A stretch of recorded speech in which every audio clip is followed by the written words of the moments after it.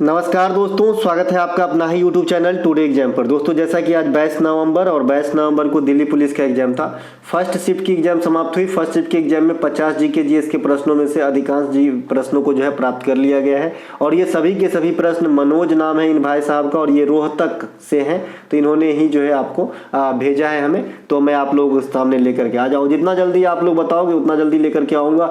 हालांकि कुछ time factor मेरे पास भी होते हैं, लेकिन मैं कोशिश करता हूँ कि आप लोगों तक पहुँचाऊँ ताकि आपका एग्जाम जो है सुगम हो। और जैसा कि मैं बताऊंगा कि 50 में से जो है मैक्सिमम यानी 45 क्वेश्चन मेरे पढ़ाए हैं और पढ़ाए क्या, हाल फिलहाल की जो 3 दिन एनालिसिस करवाया उससे आप यहाँ पर 20 क्वेश्चन देखेंगे। कितना? 20 क्वेश्चन देखेंगे सिर्फ हमारे एनालिसिस से जो 2-3 दिन से मैं करवा रहा हूँ। ठीक है भाई, ये हवा में नहीं है, पीडीएफ पड़ा है टेलीग्राम पे हाल फिलहाल के, वो तो पीडीएफ फ्री होते हैं, सभी देख सकते हो, तो वेरीफाई भी कर सकते हो। चलिए शुरू करते हैं आज का ये वीडियो पहले प्रश्नों के साथ।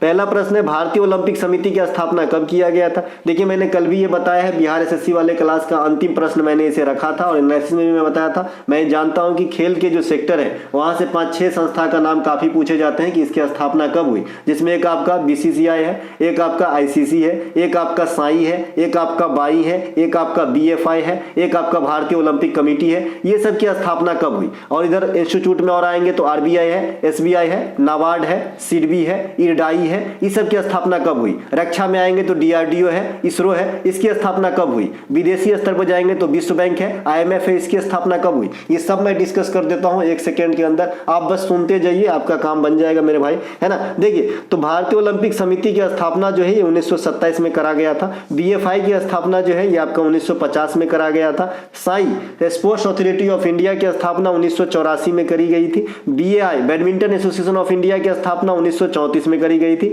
भारतीय ओलंपिक समिति की स्थापना 1927 में करा गया था। वर्तमान में इनके अध्यक्ष पीटी उषा है, जिसे पयोली एक्सप्रेस या फिर गोल्डन गर्ल या फिर उड़न परी कहा जाता है। इसके अलावा इसके नीचे होगा बीसीसीआई। बीसीसीआई की स्थापना 1928 में किया गया था। रोजर बिन्नी इसके वर्तमान में अध्यक्ष है, हेडक्वार्टर मुंबई में है। बीसीसीआई के द्वारा कौन कौन से घरेलू ट्रॉफी चलाई जाती है, इस पे आप विशेष अमल करेंगे क्रिकेट से रिलेशन में, तो बीसीसीआई के द्वारा Dilip trophy, Ranji trophy, Vijay Hazare trophy, Syed Mushtaq Ali trophy, ये सब आपका चलाया जाता है। ठीक है, अब हम आ जाते हैं, जितना मौखिक रूप से बताया उसका थोड़ा सा ईस्वी डेट आपको बता देते हैं मेरे भाई। चलिए इंटरनेशनल पे चलते हैं। डब्ल्यूबी और आईएमएफ, ठीक है, विश्व बैंक और जो आपका आईएमएफ है, ये दोनों की स्थापना 1944 में हुआ था, लेकिन पूरी तरीके से फुल फ्लेज में वर्क किए थे ये 1945 से। तो आपसे स्थापना पूछेगा तो 1944 बताइएगा। दोनों का मुख्यालय जो है कहाँ पे है?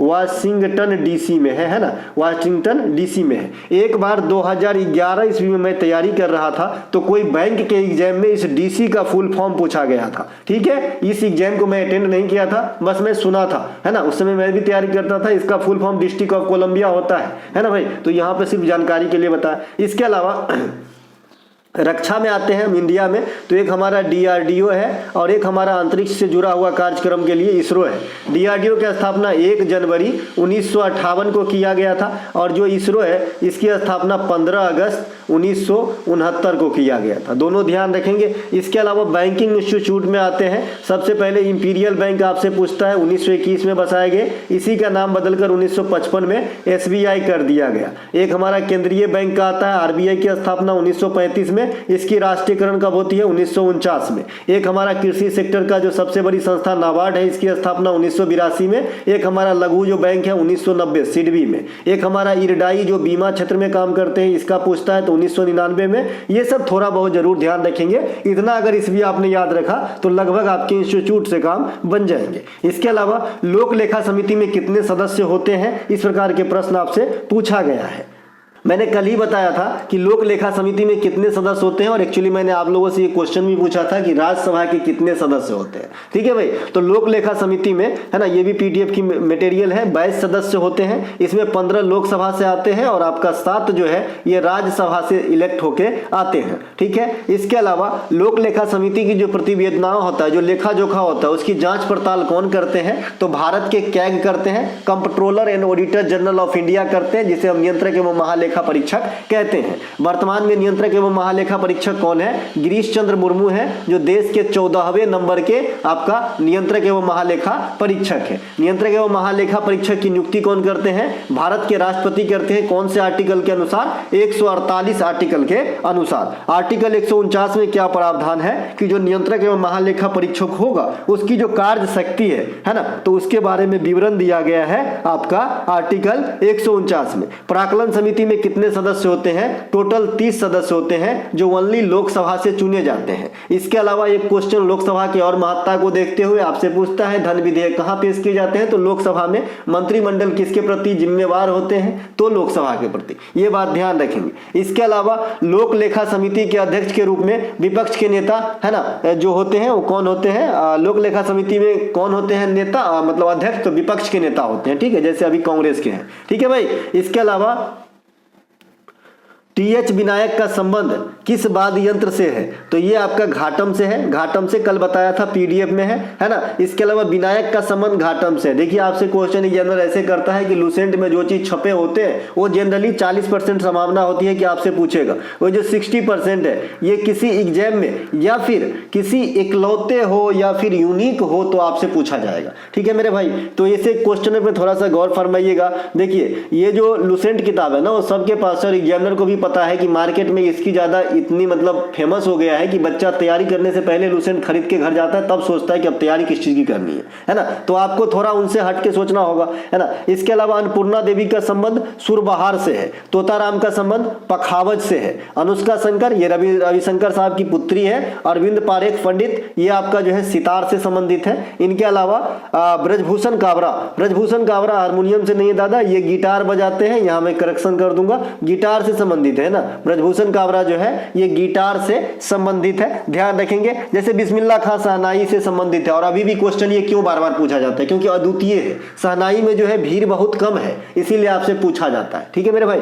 महिला वॉलीबॉल की ऊंचाई कितनी होती है? देखिए वॉलीबॉल खेल कुछ इस प्रकार के होते हैं। ऐसे आपका नेट लगा होता है, ऐसे झालर वाला, और ये दोनों साइड, इसमें 6 खिलाड़ी और इसमें 6 खिलाड़ी होते हैं। तो ये वाली जो नेट की हाइट है जमीन से, यही आपसे पूछ रहा है कि कितनी हाइट में लगाई जाती है। ऊंचाई यहां लिख दिया हूं, ठीक है। तो जो महिला का खेल होता है इसमें अंतरराष्ट्रीय मानक के अनुसार 2.24 मीटर होता है, और जो पुरुष होता है, पुरुष का खेल होता है उसमें 2.43 मीटर होता है। दोनों याद रखेंगे, महिला और पुरुष का। महिला वाला पूछा है तो हो सकता है पुरुष वाला आगे पूछे। वॉलीबॉल में कितने खिलाड़ी? 6। पुरुष वाला में कितने हाइट? 2.43।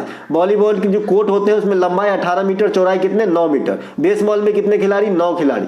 बास्केटबॉल में 5 खिलाड़ी।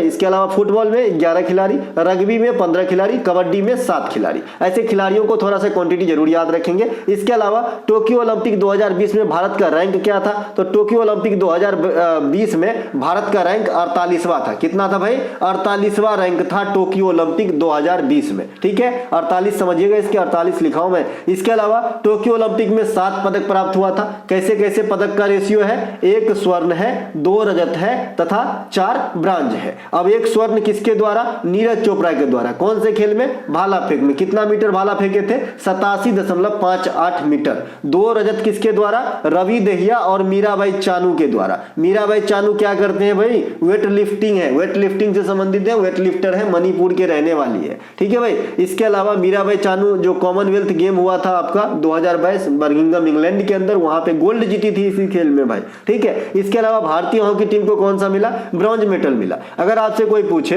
कि ओलंपिक के इतिहास में भारत के रिलेशन से किस खेल, कौन से खेल जो है सबसे अमीर है, ऐसा अगर आपसे कोई पूछ ले तो बताइएगा हॉकी। क्योंकि आप जानते हैं कि अब तक जो है भारत को, है ना, 1900 से लेकर अभी 2020 हुआ है पिछला, है ना, 2020 हुआ है, इसको जोड़ेंगे लगभग 124 साल हो जाएंगे, है ना, 124 साल हो जाएंगे मेरे ख्याल में, 120 साल होंगे, है ना। तो ये जो है आपका, इतने सफर में हमने 10 पदक, 10 गोल्ड प्राप्त किया है। इस 10 गोल्ड में 8 इकलौता जो है हॉकी में ही आया है। 8 गोल्ड जो है सिर्फ हॉकी में आया है। तो हॉकी सबसे अमीर हो गए। इसके अलावा हॉकी में ही पहला गोल्ड मिला था 1928 हॉकी, ये कहाँ हुआ था? एम्स्टर्डम में। ठीक है, इसके अलावा मैंने आपको ओलंपिक के इतिहास में जो पदक का मामला है इंडिया के लिहाज से वो मैं बता ही दिया हूं कि 1952 में आपका केडी जादव कुश्ती में, हेलेंसिकी ओलंपिक में जीता कांस्य, है ना। इसके अलावा 2000 में कर्णव मुल्लेश्वरी सिडनी में जीती भारोत्तोलन में कांस्य, व्यक्तिगत रूप से प्रथम महिला बनी। 2004 में राजवर्धन सिंह राठौर व्यक्तिगत रूप से प्रथम रजत एथेंस ओलंपिक, है ना, निशानेबाजी में। 2008 में अभिनव बिंद्रा शूटिंग के अंदर चाइना में हुआ था ओलंपिक, है ना, और प्रथम बार गोल्ड व्यक्तिगत रूप से, और 2019 में सेकेंड बार गोल्ड व्यक्तिगत रूप से कौन? नीरज चोपड़ा। आगामी ओलंपिक कहाँ होगा? 2024 में, और आगामी शीतकालीन ओलंपिक कहाँ पे होगा? तो इटली के अंदर होगा 2026 के अंदर। चूंकि ये 2022 में चाइना में हुआ था और ये टोक्यो में 2020 में हुआ था, हालांकि 21 में कराए गए थे, तो 4 साल के बाद होगा, तो 20 से 24, 22 से 26।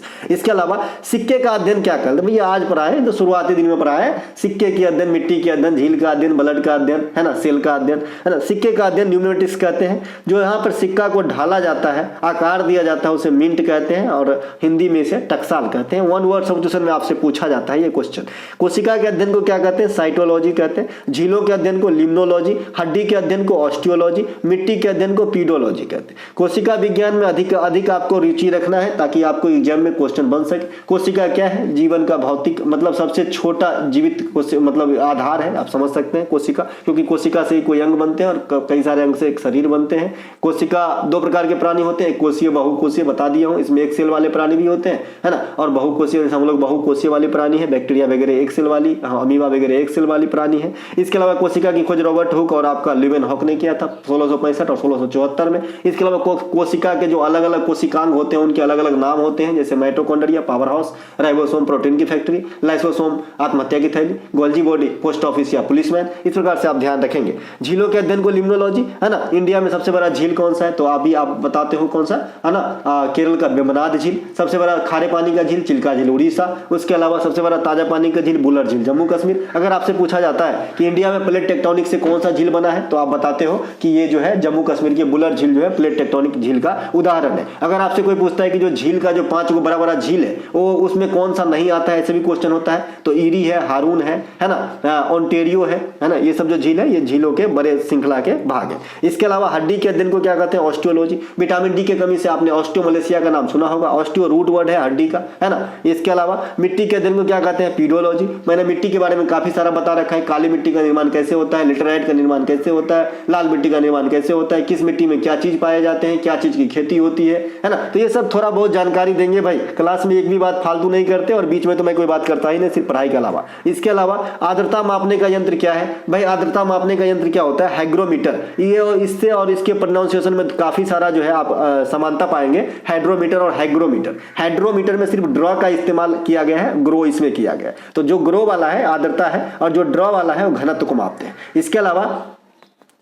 विद्युत धारा का मापन किससे करते हैं? अमीटर से। विद्युत धारा का जो है आपका मात्रक भी पूछता है, तो बताइएगा एम्पियर होता है, और एम्पियर को हम लोग ए से डिनोट करते हैं। आपने ओम का नियम V बराबर RI अगर पढ़ा है तो इसको अच्छे खासे जानते होंगे कि यहाँ पे I जो है विद्युत धारा को डिनोट करता है, I रेसिस्टेंस, R रेसिस्टेंस, और V जो है वोल्टता को, विभवांतर को डिनोट करता है। गाड़ियों के स्पीड को मापने के लिए किसका प्रयोग करते हैं? स्पीडोमीटर का। गाड़ी में 2 लगा होता है कार सब में, है ना, स्टीयरिंग के पास, तो ये एगो स्पीडोमीटर भी रहता है, टेकोमीटर भी रहता है। टेकोमीटर से हम डिस्क की घूर्णन गति मापते हैं और स्पीडोमीटर से गाड़ी की स्पीड मापते हैं। इसके अलावा डूबी हुई वस्तु को पता लगाने के लिए जो नाविक है किसका इस्तेमाल करता है? सोनार का इस्तेमाल करता है ना, नौ संचालक। इसके अलावा रसीदी टिकट किसके द्वारा लिखा गया है? ये भी बताया है पीडीएफ में। अभी पीडीएफ एकदम तरोताजा है, इसके बाद में मैंने कुछ भी पोस्ट नहीं किया है, कोई भी वीडियो नहीं बनाया है, कोई भी मैसेज नहीं, आप देख सकते हैं। रसीदी टिकट अमृता प्रीतम के द्वारा लिखा गया है। अमृता प्रीतम की जो प्रमुख उपन्यास है पिंजर है, पिंजर ज्यादा पूछता है, और ये जो है पंजाबी उपन्यास है। अमृता शेरगिल, देखिए अमृता से नाम है अमृता शेरगिल, तो ये अमृता शेरगिल चित्रकला से ये भी बताया था।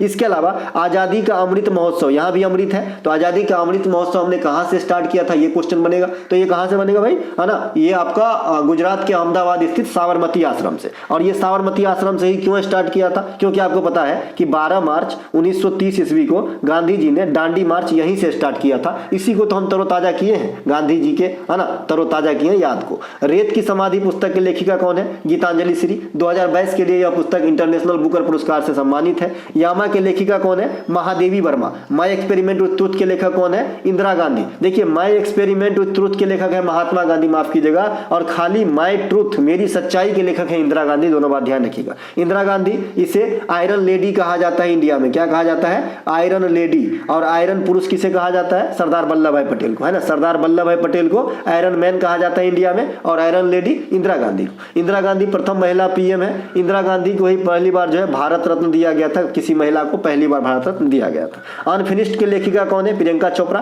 प्रेगनेंसी ए बाइबल के लेखक कौन है? Kareena Kapoor. Seven scenes of being mother के लेखक कौन है? ताहिरा कश्यप। ये ताहिरा कश्यप कौन है? आयुष्मान खुराना की पत्नी है। इसके अलावा gateway of India, gateway of India का निर्माण किस शैली में हुआ है? तो ये आपका इंडो इस्लामिक शैली में हुआ है। गेटवे ऑफ इंडिया का निर्माण कहां पे? मुंबई में। कब? 1911 में। किसके सम्मान में? जॉर्ज पंचम और उनकी जो है क्वीन मेरी के सम्मान में। इसके अलावा जॉर्ज पंचम और क्वीन मेरी के सम्मान में दिल्ली दरबार का भी आयोजन 1911 में करा गया था। दक्षिण भारत की जो भी मंदिर है, लगभग सभी मंदिर द्रविड़ शैली में बने होते हैं, है ना। और द्रविड़ शैली के जो मंदिर है, इसकी विशेषता क्या होती है? गोपुरम। और गोपुरम क्या होती है? एक लंबी गलियारा। आपसे अलग से भी पूछता है कि गोपुरम क्या होता है, तो बताइएगा एक लंबी गलियारा। इसी प्रकार से आपसे बौद्ध धर्म में पूछता है कि स्तूप क्या होता है, तो बताइएगा कि जो बौद्ध धर्म के, है ना, जो अंत्येष्टि के बाद जो उनके हित के समान है, उसको जहां पे सुरक्षित रखा जाता है, उसे स्तूप कहा जाता है। उत्तर भारत का अधिकांश मंदिर किस शैली में? नागर शैली में। जहां द्रविड़ शैली और नागर शैली, इन दोनों को मिली जुली कॉम्बिनेशन देखने को मिलती है, उसे क्या कहते हैं? बेसर शैली कहते हैं। अभी मैंने आपको कला का गंधार शैली बताया था, है ना। इसके अलावा 2011 जनगणना के अनुसार कुल कितने प्रश्नों को समायोजित किए गए थे? देखिए ये क्वेश्चन मैं नहीं बता पाया था, इसलिए यहाँ पे पीडीएफ नहीं लिखा है। इसका मतलब मैंने ये नहीं बताया है, ये चर्च नहीं किया है। हाँ भाई, हमें कितना भी करेगा तो एक आध तो छूटेगा ना मेरे भाई। फिर भी 34 आंसर होगा। जनगणना के अनुसार 1872 में आपको जो है जनगणना शुरू किया गया था, मेयो के समय। ये मेयो की हत्या आपका अंडमान में हुआ था। इसके अलावा लगातार जनगणना 1881 रिपन के समय, आज़ादी के बाद प्रथम जनगणना 1951, और आज़ादी के बाद अंतिम जनगणना 2011 में, 2021 में लंबित है, 24 आने वाला है, अता पता नहीं है। इसके अलावा प्रथम जातिगत जनगणना कहाँ हुआ है? बिहार के अंदर हुआ है, ये बात ध्यान रखेंगे। इसके अलावा जनगणना के सामने साक्षरता दर आपके सामने परोसा गया है, इसे ध्यान रखिएगा। जनगणना पे फुल फ्लेज वीडियो आज से 1.5 साल पहले बना के दे दिया गया है, आप देखिएगा, इसी ग्राफिकल मोड में है, ठीक है। देखिए केरल में सबसे अधिक साक्षरता है, सबसे कम साक्षरता आपका बिहार में है ना। इसके अलावा सबसे अधिक लिंगानुपात भी केरल में है, सबसे कम लिंगानुपात हरियाणा में है। सबसे अधिक जनसंख्या उत्तर प्रदेश में है, सबसे कम जनसंख्या सिक्किम में है ना, इसे ध्यान रखेंगे। मॉन्टेग्यू चेम्सफोर्ड योजना कब लागू किया गया? 1919 में। मॉर्ले मिंटो सुधार 1909 में। मॉन्टेग्यू चेम्सफोर्ड योजना 1919 में पहली बार द्विसदनीय जो इंट्रोड्यूस करवाया गया था। मॉर्ले मिंटो सुधार अधिनियम 1919 पहली बार सांप्रदायिक चुनाव को इंट्रोड्यूस करवाया गया था। ये सब बताए हैं, है ना, बार बार बताने का मन भी नहीं करता। महिलाओं को वोट देने का अधिकार प्राप्त हुआ था भारत सरकार ने 1935 से। 1935 से ही बर्मा को भारत से अलग किया गया था। 1935 की सबसे बड़ी योगदान है हमारे संविधान में, अधिकांश चीजों को जो है कॉपी पेस्ट यहीं से किया गया है, बाद बाकी अनेक देशों से लिया गया है। फिर भी 1935 से सबसे ज्यादा तथ्यों को लिया गया है। जब भी आपसे क्वेश्चन पूछे बताइएगा। इसके अलावा प्रथम कारखाना अधिनियम 1881 लॉर्ड रिपन के समय स्थापित हुआ था, ये बात भी ध्यान रखेंगे। इसके अलावा मालदीव में किस धर्म के लोग ज्यादा है? ये क्वेश्चन कॉमन सेंस से आप बना सकते थे, कॉमन सेंस से बना सकते थे मेरे भाई। मालदीव में मुस्लिम धर्म के लोग ज्यादा है। पीडीएफ में मिल जाएगा आपको। जिस दिन पहली बार आपसे पूछा गया था कि अफगानिस्तान की भाषा क्या है ना, उस दिन के पीडीएफ के एक्स्ट्रा फैक्ट में मिलेगा ये, ठीक है मेरे भाई। तो मालदीव में कोई एग्जाम ही चल रहा था, एनालिसिस ही करा रहा था मैं, वही मुझे याद नहीं आ रहा है। मालदीव में किस धर्म के लोग हैं? तो मालदीव में ज्यादा मुस्लिम लोग हैं, ठीक है। मालदीव एशिया की सबसे छोटा देश है, जिसकी राजधानी कहाँ है? माले है, माले। इसके अलावा ये अपने सुंदर बीच के लिए प्रसिद्ध है, लोग अपनी अच्छा टाइम वहां स्पेंड करने जाते हैं, जिसके पास पैसा वगैरह हो। इसके अलावा जिसके पास पैसा नहीं हो तो भाई घर से भी नहीं निकलते। इसके अलावा मालदीव की आधिकारिक भाषा दिवेही है ना, और जिसके पास पैसा ना हो घर से तो निकलते हैं, लेकिन मजबूरी में निकलते हैं, समझ रहे हैं ना। मालदीव की आधिकारिक भाषा दिवेही। अब इसके अलावा चीन, भूटान, म्यांमार, श्रीलंका, ये 4 ऐसे पड़ोसी देश हैं भारत का, जहां पे कौन से धर्म के लोग ज्यादा है? तो बताइएगा बौद्ध धर्म के लोग ज्यादा है, ठीक है, इन चारों ही कंट्री में। इसके अलावा चीन में कौन सी भाषा बोलेंगे? मंदारिन, जिसे चाइनीज कहते हैं। भूटान में जोंगखा, म्यांमार में बर्मी, श्रीलंका में सिंगली और तमिल। तो ये आसपास की भाषा है। बाद बाकी बांग्लादेश और नेपाल की बताने की जरूरत नहीं है, क्योंकि बांग्लादेश में बंगाली और नेपाल में आपका नेपाली। इसके अलावा एक आपका अफगानिस्तान की बताने की जरूरत है, तो बताइएगा पाश्तो। अफगानिस्तान में कौन सी भाषा? पाश्तो या दारी, पाश्तो या दारी। इसके अलावा पाकिस्तान में तो समझ ही रहे। तो ये सब जो है भाषा है, आपको ध्यान रखना है, यहां से क्वेश्चन आता है। इसके अलावा कंप्यूटर में डाटा ट्रांसमिशन किसके द्वारा होता है? जो कंप्यूटर है उसमें डाटा ट्रांसमिशन किसके द्वारा होता है? मॉड्यूम के द्वारा, है ना। आपने इसमें सिम कार्ड लगाना है, फिर लगा देना है, आपको जो है कनेक्ट हो जाएगा इंटरनेट से। इसके अलावा बतुकम्मा किस भारतीय राज्य की प्रमुख त्योहार है? तो ये आपका तेलंगाना, कल ही बताया था। तेलंगाना के प्रमुख त्योहारों में बोनालू भी है। बोनालू में माता काली की पूजा होती है, जबकि बतुकम्मा में माता गौरी की पूजा होती है। और बतुकम्मा को फूलों का त्योहार कहते हैं। क्या कहते हैं भाई? फूलों का त्योहार कहते हैं, क्योंकि जो माता गौरी का स्वरूप है फूल से बनाया जाता है, वहां की लेडी बनाती है, बतुकम्मा बनाती है। इसके अलावा तेलंगाना का त्योहारों में मेदराम यात्रा भी फेमस है ना। मेदराम यात्रा भी मुख्य आकर्षण का केंद्र है। गुसाडी और लंबाडी ये दोनों नृत्य भी आपको कहाँ मिलेगा? तो तेलंगाना में ही मिलेगा। भगोरिया नृत्य, राय नृत्य, मटकी नृत्य ये मध्य प्रदेश में मिलेगा, ये कल का एक्स्ट्रा फैक्ट है। ढीमसा नृत्य आंध्र प्रदेश, गुसाडी लंबाडी नृत्य तेलंगाना में किया जाता है। इसके अलावा नाटी डांस हिमाचल प्रदेश में, गिद्धा भांगड़ा भांड पंजाब में, पाथेर भांड जम्मू कश्मीर में। ये कुछ नृत्य हैं, त्योहार हैं, ध्यान रखें। बम्बू डांस मिजोरम में। भारतीय राष्ट्रीय कांग्रेस की स्थापना कब हुई थी? 1850 में। कोई पूछता है जी। 1916 में लखनऊ अधिवेशन हुआ था, अंबिका चरण मजूमदार अध्यक्षता कर रहे थे। इसी अधिवेशन में कांग्रेस के गरम दल और नरम दल एक हो गए थे। गरम दल और नरम दल कहाँ फूटे थे? 1907 में। कौन से अधिवेशन में? सूरत में। उसकी अध्यक्षता कौन कर रहे थे? रास बिहारी घोष कर रहे थे। मुस्लिम लीग और कांग्रेस कहाँ पर एक हो गए? तो इसी 1916 के लखनऊ अधिवेशन में। गरम दल और नरम दलों एक हो गया और मुस्लिम लीग कांग्रेसों एक हो गया। आज जो गरम दल और नरम दल एक हुआ तो किसके प्रयास से हुआ? ये भी क्वेश्चन पूछा गया है, तो एनी बेसेंट के प्रयास से, ध्यान रखेंगे। इसके अलावा कांग्रेस के 1917 कोलकाता अधिवेशन, पहली बार एनी बेसेंट अध्यक्षता संभाली, तो पहली महिला बनी थी अध्यक्षता संभालने वाली। 1924 बेलगाम अधिवेशन कौन किए थे भाई? गांधी जी, पहली बार, एकमात्र बार। 1925 सरोजनी नायडू, है ना, कांग्रेस की प्रथम भारतीय महिला, क्योंकि आप जानते हैं कि एनी बेसेंट पूर्णतः भारतीय महिला नहीं थी। 1929 लाहौर अधिवेशन, इसमें हमने पूर्ण स्वराज की मांग की थी। और 1906 कोलकाता अधिवेशन, इसमें हमने क्या किया था भाई? स्वराज का प्रयोग किया था। तो जो 1919 वाला है JL नेहरू किए थे अध्यक्षता, और 1906 वाला दादा भाई नौरोजी किए थे। स्वर्णिम चतुर्भुज योजना के उत्तर से दक्षिण गलियारा आपसे पूछा है, तो उत्तर से दक्षिण गलियारा जो है फर्स्ट क्लास 57 से है ये, ठीक है। तो श्रीनगर से कन्याकुमारी, श्रीनगर से कन्याकुमारी। स्वर्णिम चतुर्भुज योजना की पूर्वी पश्चिमी गलियारा क्या है? सिलचर से पोरबंदर। अगर मान लो कि ऑप्शन में सिलचर पोरबंदर नहीं है तो क्या करोगे? पोरबंदर किधर है? पश्चिम में। सिलचर किधर है? पूर्व में। तो कैसा? पूर्व का एक साइड लेंगे, पश्चिम का एक साइड लेंगे, काम चल जाएगा। जैसे मैं कहता हूँ कि पश्चिम बंगाल से गुजरात चलेगा, मैं हो जाएगा, काम हो जाएगा, है ना। तो भाई आपको देखना पड़ेगा, थोड़ा सा दिमाग भी लगाना पड़ेगा, एग्जैक्ट ऑप्शन कभी कभी नहीं भी रहता है। स्वर्णिम चतुर्भुज योजना देश के 4 महानगरों को जोड़ने की परियोजना है, जिसकी टोटल लंबाई 586 किलोमीटर, 5846 किलोमीटर है। निम्नलिखित में से मौलिक कर्तव्य क्या नहीं है आपसे पूछा गया, कल ही बताया हूं, सब दिन बताता हूं। मौलिक कर्तव्य की इतिहास भी बताया हूं कि 1976 में ऐड किया गया था, है ना, 1976 में ऐड किया गया था। 42वां संविधान संशोधन 10 प्रकार के, फिर 2002 में एक और आ गया 86वां संविधान संशोधन के द्वारा। तो अब मौलिक कर्तव्य 11 हो गए। मौलिक कर्तव्य जो है 51 के ए में रखा गया है और भाग 4 के ए में रखा गया है, जो रूस के संविधान से लिया गया। ये इतिहास है। स्वर्ण सिंह समिति के अनुशंसा पे हुआ था। ये आपके सामने 11 मौलिक कर्तव्य है, इसे रीड करके जो है आप तृप्त हो जाएं, है ना। तो पहला जो है संविधान का पालन करना, उसके आदर्श और संस्थानों की राष्ट्रीय ध्वज के राष्ट्रगान का सम्मान करना। 51 के एक के जो है महान आदर्श और संविधान जिनकी पालन करना, जो हमने भारतीय स्वतंत्रता में प्रेरित किया है। 51 के एक के सी में है अखंडता, एकता और संप्रभुता की रक्षा करना। 1 के डी में है, 51 के 1 के डी में कि भाई जरूरत पड़ने पर देश सेवा के लिए तत्पर रहना, इस प्रकार से। इसके अलावा जो आपका जो सबसे ज्यादा इंपॉर्टेंट यहां से पूछा जाता है कि जो सार्वजनिक संपत्ति की रक्षा करना, जो आर्टिकल 49 में आप डीपीएसपी में देखेंगे ये चीज। और आर्टिकल 51 के 11 भी आपको याद रखना है। ये तो ऐसे ही याद हो जाता है कि 6 से 14 वर्ष तक के बच्चों को, है ना, निःशुल्क शिक्षा दिलाना उसके पेरेंट्स का कर्तव्य होगा। ये 2002 में 86वां संविधान संशोधन के द्वारा ऐड करा गया था। और ये आपका जो है डीपीएसपी में कहां मिलेगा?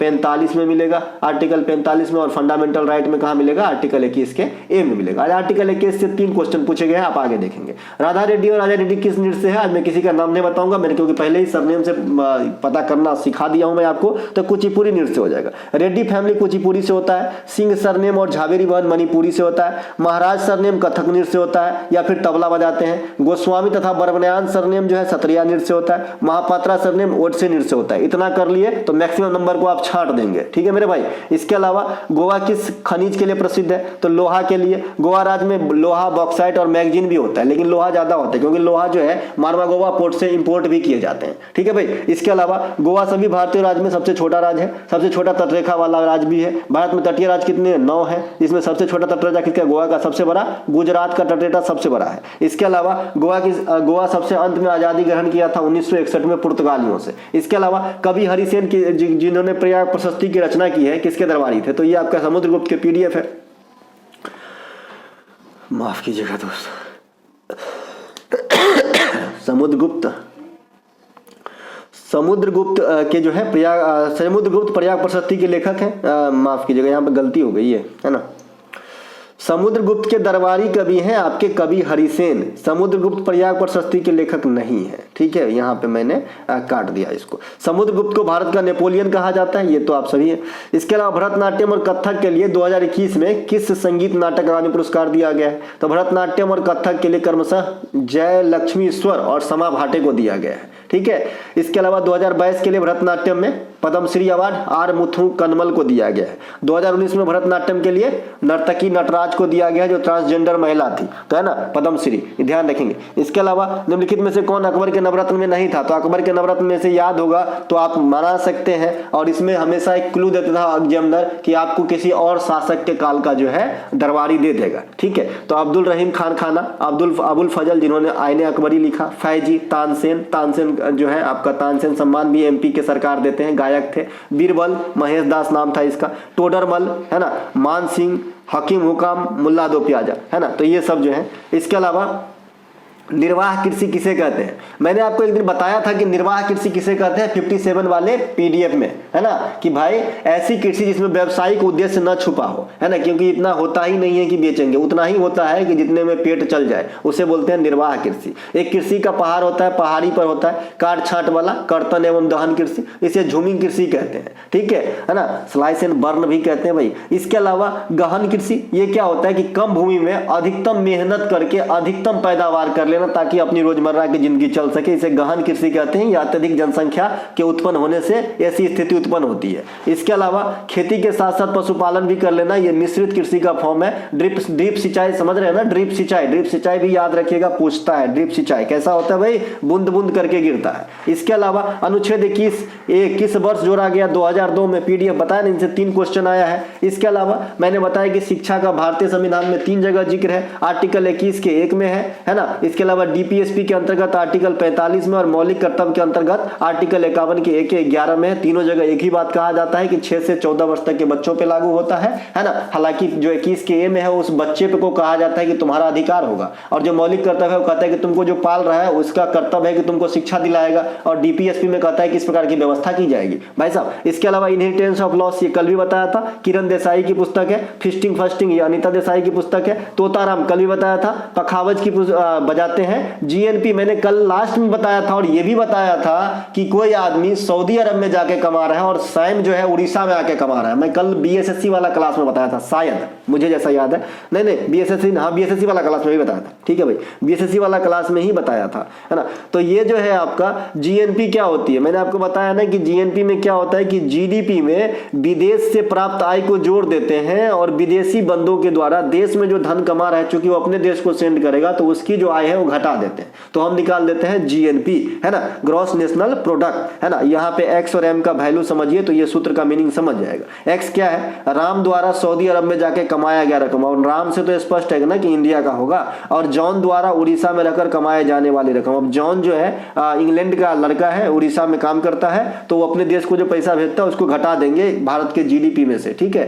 तो जो निकलेगा, है ना, तो ये हमारा हो जाएगा भाई जीएनपी। इसके अलावा 2003 में किस शास्त्रीय नृत्यांगना को पद्म विभूषण दिया गया था? तो सोनल मानसिंह, और इस प्रकार से ये सबसे कम उम्र में पद्म विभूषण पाने वाली महिला बनी थी। इसके अलावा सबसे कम उम्र में पद्म भूषण पाने का रिकॉर्ड भी इन्हीं के नाम है, 1992 में दिया गया था। ये भरतनाट्यम और ओडिसी दोनों कर लेती है। किस सूर्य मंदिर के सामने तालाब है, ये नहीं बताया हूं, तो ये बिहार के औरंगाबाद में एक सूर्य मंदिर है जहां के सामने तालाब है, जिसे सूरज कुंड तालाब कहा जाता है। इसके अलावा जो सूर्य मंदिर है मोढेरा में भी है, जो आपका गुजरात में है, और कोणार्क में भी है, जो उड़ीसा के अंदर है। इसके अलावा 6 से 14 वर्ष तक के बच्चों को निःशुल्क शिक्षा किस अनुच्छेद में रखा गया है? आर्टिकल 21 के में बताया ना, 3 क्वेश्चन था इससे। इसके अलावा शास्त्रीय नृत्य में कुल कितने रस होते हैं? तो शास्त्रीय नृत्य में 8 रस होते हैं, और जो आपका शास्त्रीय जो हिंदुस्तानी शास्त्रीय संगीत है और कर्नाटकन संगीत है, तो उसमें कितने प्रकार के स्वर होते हैं? तो 12 प्रकार के स्वर होते हैं। इसके अलावा एक बार क्वेश्चन आया एसएससी के द्वारा कि कर्नाटक संगीत किस एरिया में होती है ना। तो कर्नाटक संगीत साउथ में होती है। कर्नाटक, आंध्र प्रदेश, केरल, तमिलनाडु के क्षेत्र में कर्नाटक संगीत, बाद बाकी इसे हिंदुस्तानी शास्त्रीय संगीत कहते हैं। एनएनपी निकालने के लिए जीडीपी में से क्या घटाते हैं, कल भी बताया हूं, तो मूल्यह्रास को घटाया जाता है भाई, मूल्यह्रास को। और जीडीपी क्या होता है, किसी भी देश के एक वित्तीय वर्ष में है ना उत्पादित सभी वस्तुओं और सेवाओं को अंतिम मौद्रिक मूल्य को हम जीडीपी कहते हैं। किसी देश के जीडीपी से आप पता लगा सकते हो कि यह देश कितने पानी में है। तो दोस्तों ये थे आज के फर्स्ट शिफ्ट के एनालिसिस। अगर आपको अच्छा लगे तो लाइक कीजिएगा। मिलेंगे हम अगले वीडियो में। ये पीडीएफ आपको हमारे टेलीग्राम चैनल और जो ग्रुप में है, व्हाट्सएप ग्रुप में, उनको तो मिलेगा ही। तो जय हिंद दोस्तों।